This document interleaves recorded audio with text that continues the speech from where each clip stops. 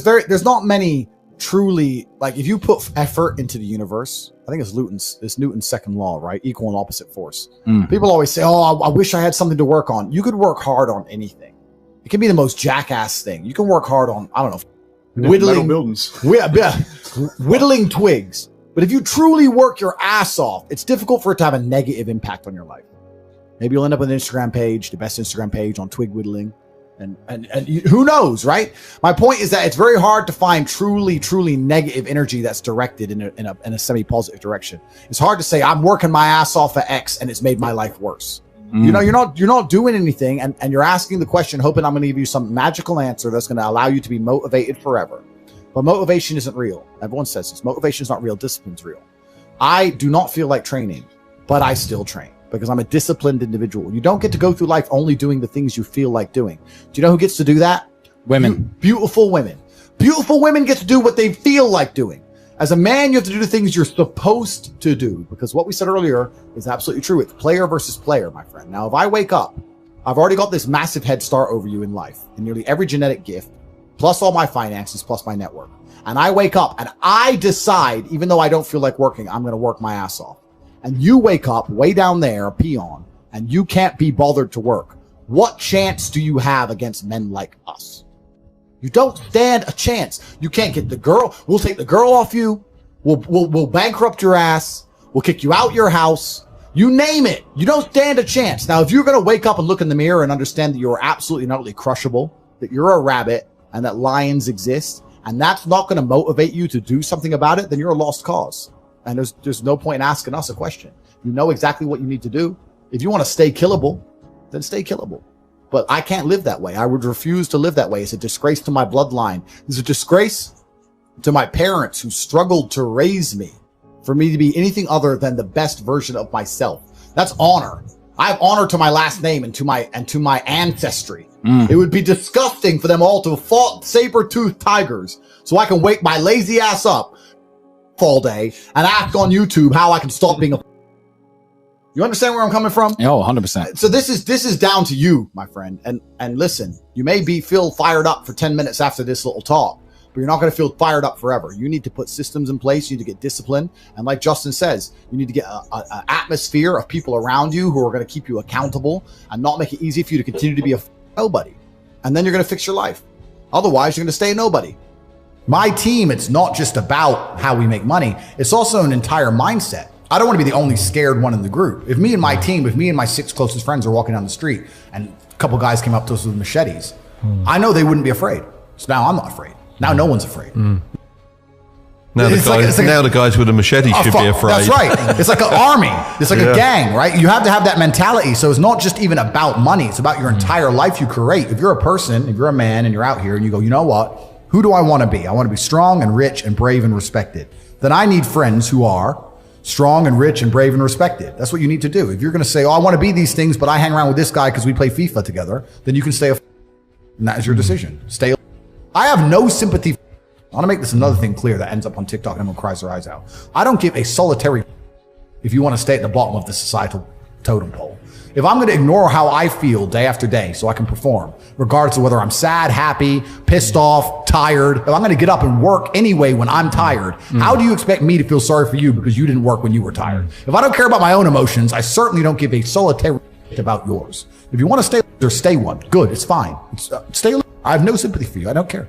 What would you say the single thing was for you to go and grab life by the bollocks and go for it? Because something had to spark that. I was instilled with a duty for a very long time to honor my ancestors through achievement. And I was told from a very young age that the only thing your ancestors are interested in is achievement. Even to this day, when I do podcasts, people repeatedly talk about my father. If I wasn't successful, he wouldn't be spoken about anymore. He died 9 years ago, and he was a good chess player, but no one's really that interested in chess. The reason he lives on is because I'm so monumentally successful that people are interested in my origin story, and he is mentioned. The reason I will live forever is because my son will be so monumentally successful that they'll talk about how he could have been such a perfect specimen of man, how he was raised, and they will mention me. If you give about your ancestry, and if you give a about your family, and you're not a selfish person, and you want them to exist out in the ether for reality, for the eternity of reality, it is your duty to be successful. That's why I got Dad to start the YouTube channel, because it's kind of commemorating you forever. People can look at that. Am I on my way? Not yet. 100 years left, bro. You've got loads of time left. But yeah, no, it's always there for people to look at, and it's like that version of my dad that I always saw, you know, and I wanted other people to experience that. Completely. So if you love your family and you love your last name and you're proud of yourself, then you have a duty to be massively, monumentally successful, to show homage to your ancestors. I find it amazing. There are people out here today who are going to sit and say, oh, I'm sad, I'm too depressed, I don't want to work hard. Do you understand that only 200 years ago, there were peasants out working a field, starving, surviving the Black Death, surviving the plague, struggling to exist just to reproduce, so that 200 years later, you can be the end of their bloodline, for you to sit on your ass and do nothing. You're your entire bloodline of your entire ancestry. You owe these people things. They went through hell for you to exist. You have a debt. You have a duty to pay. You have to be the best possible version of yourself. And the same to God. God loves people who try. God loves people who work hard. It's amazing if you try your very best all the time, what God will give you. He'll give it to you, anything you want, if you actually try. Not convincing yourself you try, actually try. They're different things. But yeah, I was instilled with this because from a young age, my dad said, you're a Tate. And Tates are the greatest people on the face of the planet. And there's going to be a day I'm not here anymore, and they're going to talk about me because of how fantastic you are. So go do your job. And I said, yes, sir. And here I am. And it's a similar thing to what you said. Like, every Tilbury has to do better than the last. He does, and you will. And that's how it should be. That's absolutely, because that's family legacy. You know, they went through the Middle Ages. I watched a video on this just recently, and the Middle Ages lasted, or the Dark Ages, for about 400 years. No one progressed. Nothing progressed. Yeah. They lived the worst, and I'm going to swear, the life for 400 years. And exactly as you say, just reproducing so that you can be on this planet at this time now. Completely. And that's got to be, you got to respect that. You got to respect it. I wouldn't want to have gone through it. Absolutely. And no Bugattis back then. Unfortunately. And like you said about the each Tilbury being better than the last, that's exactly the way to look at it. That's how life should be. You should have a duty to your ancestry. And my father taught that to me, and his taught it to him. And it's disappearing from society. It used to be like, I am Andrew, son of Emery. It was all about who you're son of. Yes. Right? Exactly. And it's all vanishing now. Yeah. But you have a legacy you can build. And I love the fact that when I was growing up, when my dad walked into a chess tournament, people were scared because his name was said, and they were fearful of his last name. And now people are fearful of the last name again because of me, and they will be again because of my son. And this is the beauty of life as a man. And one of the most terrifying but also gratifying things of life as a man is that we're all born relatively valueless. I don't think women are born that way. A woman, if she's born, especially if she's attractive, has an innate value. People just want her no matter what. But as a man, if you're not an important man, nobody gives a fuck about you, and they're never going to care. So you have to build yourself from the ground up, and that's scary for a lot of people, but it's also a massive opportunity. You can decide if you want to be a famous musician or a nice sensitive poet or a painter or a kickboxing world champion or a businessman. You get to decide on all the different characters in the video game. You can choose, who do I want to be? And then if you actually try, you can become it. Isn't that amazing? You can wake up and go, you know what? I want to be this kind of guy. I knew who I wanted to be. I wanted to be the dude pulling up in the Lambo, 3 a.m, gets out. Everyone's like, who is this big, strong, rich dude? I wanted to be that man, so I became him. And if you don't want that, if you want to go be a musician and play guitar and get a bunch of chicks and chill in Bali and smoke weed, whatever, go, you can choose your character and build it. I think the biggest problem is people don't want to choose. They don't know what they want to do. You know, and they can't figure out how to do it. And also they think they've got to know everything about what they want to do before they can even start. So like when I went into business, I didn't have a clue what I was doing. And most don't. Yeah. Most are winging it to a certain degree. Oh, yeah, and completely. You learn as you go. That's how you do it. You don't have to know. No one knows everything. So how are you ever going to know enough to start? But the school system teaches you, like, if you get something wrong, there's only one right answer rather than lots of correct answers. Well, the educational system is designed to make people into slaves, which is part of the propaganda. It really grinds my gears. It's a massive waste of time. And so that's part of it. But you're right. And there's also some universal constants. Like a lot of people don't have the ability to understand the compounding effect of doing the right thing time after time. Even if you start a new business and you don't know what to do. I guarantee if you're always on time, if you're a builder and you're always on time, take the basic, Just be on time. Yeah. Over time, you may think, oh, I'm just on time, no one notices. Trust me, across 10 years, that's the difference between being a successful builder and not being a successful builder. Well, the thing is, we expected you to be late today, but you were early.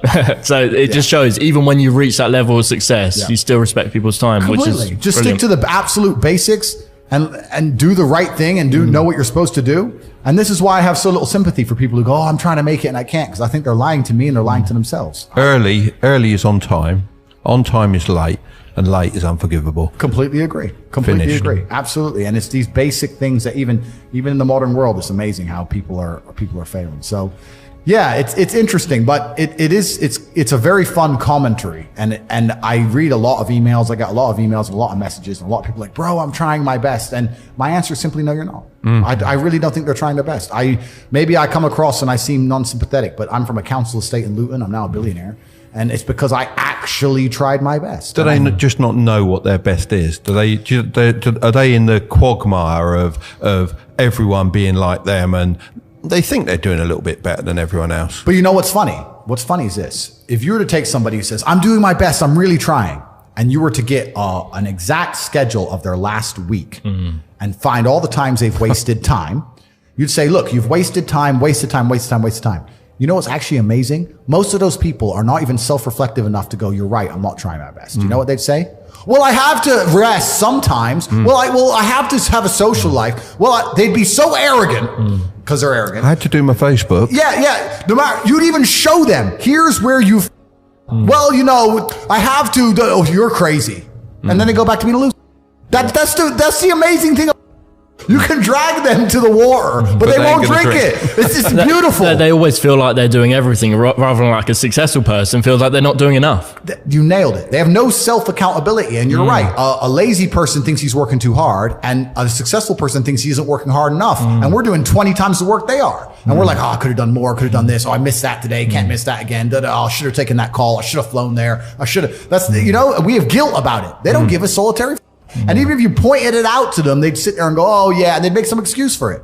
It's the brutal arrogance of people. It's truly brutally arrogant. I encourage absolutely everybody who finishes this podcast to go to your website and learn something. You should go and educate yourselves. These people are sitting here and they're teaching you. You've watched the entire thing. You understand there's knowledge. Are you just going to turn it off and just go back to being a dumb? That's a great call to action, isn't it? But it's true. Yeah. It's true. It's like, if you're not going to take any action at all after 2 hours of being educated, then you're going to just stay